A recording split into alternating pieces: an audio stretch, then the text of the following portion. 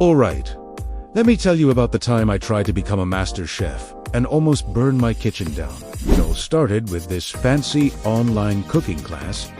I found the instructor, a guy named Chef Antoine with a mustache so perfect it looked drawn on, promised I'd be making Michelin-star meals in a week. My first challenge a simple ser, me billar, lei en simple, esaid, famous last words. So I've got my little ramekins, my cream, my sugar, my vanilla bean that costs more than my lunch. I'm feeling confident. I whisk everything together, pop it in the oven, and wait. So far, so good. Now for the fun part. The blowtorch. I'd bought this mini culinary torch online, and honestly, it felt like holding a tiny dragon in my hand. I was ready to caramelize some sugar. I sprinkle the sugar on top, grab my torch, and press the button. A tiny, elegant flame appears. I start waving it over the sugar, feeling like a true artist. But then, I guess I got a little too enthusiastic. I held it a bit too close, for a bit too long.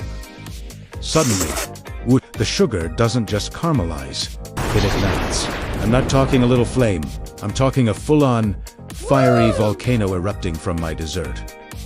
I panicked. I dropped the torch, which, by the way, was still on, and it started rolling across the counter like a fiery pinwheel of doom.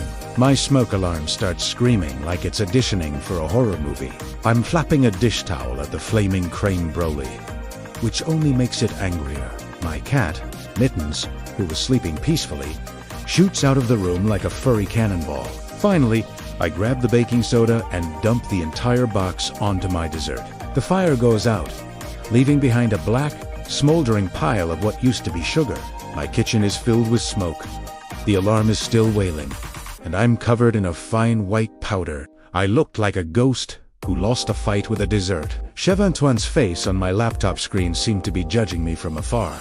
I decided then and there that maybe my culinary talents were better suited for ordering takeout.